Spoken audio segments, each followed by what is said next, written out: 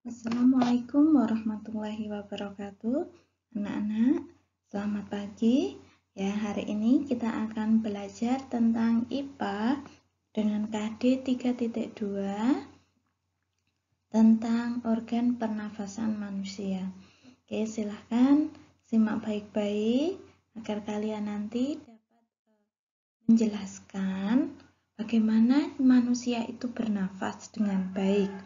Ya, dan kita juga bisa mensyukuri itu untuk selalu menjaga organ pernafasan kita. Oke, bernafas dilakukan untuk memperoleh oksigen untuk membakar sari makanan supaya menghasilkan tenaga. Itulah mengapa semua makhluk hidup bernafas. Manusia bernafas dengan menghirup oksigen atau sering kita sebut O2 dan mengeluarkan karbon dioksida yang sering kita sebut CO2 dan uap air. Berikut organ pernafasan manusia ada 1. Hidung, yang kedua faring, yang ketiga laring, yang keempat trakea, dan yang kelima bronkus, dan yang keenam adalah bronchioles. Inilah gambar organ pernafasan manusia. Yang pertama ada hidung. Hidung adalah tempat masuk dan keluarnya udara saat pernafasan. Di dalam hidung terdapat rambut hidung dan lendir. Rambut hidung berfungsi menghadang bulu yang masuk ke dalam hidung, sedangkan lendir berfungsi untuk menghangatkan suhu udara yang masuk. Yang kedua, faring. Setelah masuk hidung, udara masuk ke faring. Pada faring terdapat epiglotis yang berfungsi sebagai pembatas antara saluran pernafasan dengan saluran pencernaan. Yang ketiga, laring. Setelah masuk faring, udara masuk ke laring. Laring itu pangkal tenggorokan. Pada laring terdapat pita suara. Aliran udara akan menghantarkan pita suara sehingga saat bernafas menghasilkan udara.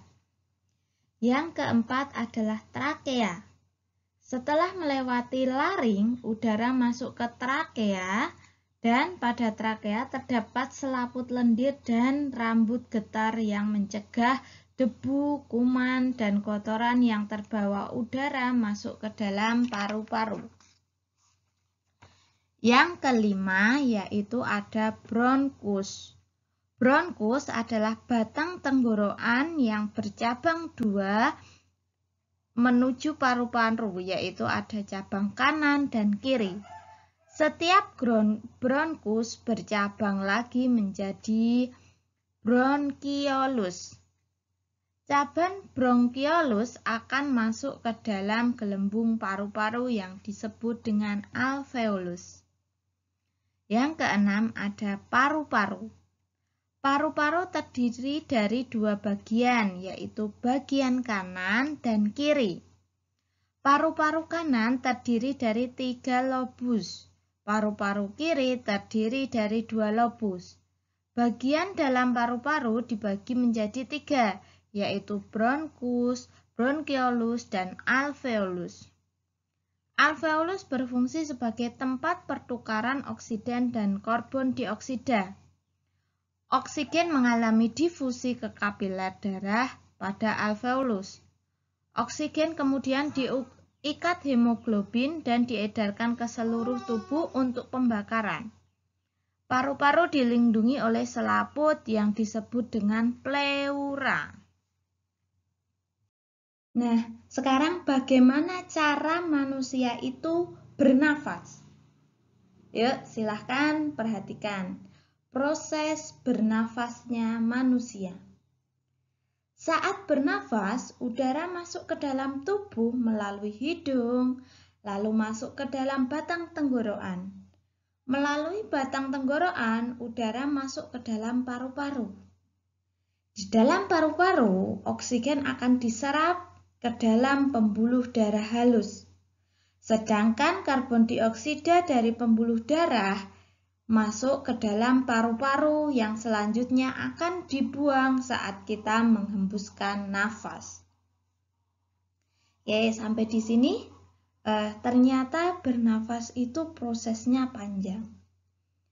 Nah, kita bernafas menggunakan oksigen. Oksigen itu bagi orang sehat itu gratis, dapat kita dapatkan di sekitar kita. Sedangkan bagi orang yang sakit, sebagian orang yang sakit itu memerlukan oksigen tambahan, yaitu oksigennya tidak didapat dari luar. Nah, oksigen ini ternyata kalau membeli oksigen itu harganya mahal sekali. Makanya kita yang sehat, kita harus menjaga proses pernafasan kita itu dengan baik-baik, ya, supaya sehat. Selain itu,